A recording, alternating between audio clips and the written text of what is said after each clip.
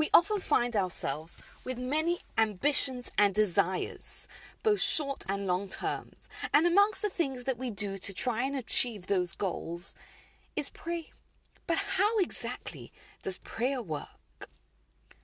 Let's try and understand it by examining a very, very interesting medrash. We're told that when the Jews came out of Egypt, they approached the Red Sea, the Yam Suf, and there they were, stuck. In front of them was the Red Sea. Behind them, God had sent Pharaoh and the Egyptians to chase them down with the intent of killing them.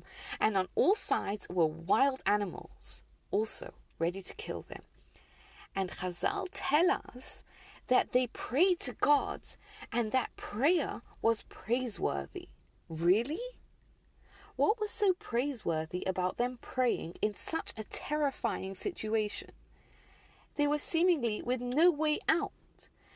We're told even there's no atheists in a foxhole. If someone is stuck in a situation where there seems to be no way out, what's so amazing about them turning to God and praying to God? This is what it was about. Sometimes we look at prayer as another thing that we do in order to get what we want. But that's not the essence of what prayer is. We're told that prayer is entering into negotiations with God. What does that mean?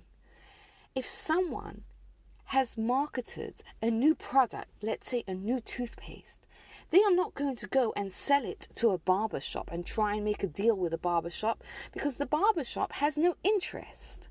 But they will go to a supermarket or a dentist and try and strike a deal, because the underlying basis of a negotiation is that both parties share an interest. And this is the depth of what prayer is. When we enter into prayer with God, we're acknowledging that God has my interests at heart, so that God cares about me. When the Jews prayed to God, when they were standing before the Yam Suf, they understood that God has our best interests at heart. And that was so praiseworthy that they could be in this terrifying situation and feel like God cares about me. God has my interests at heart.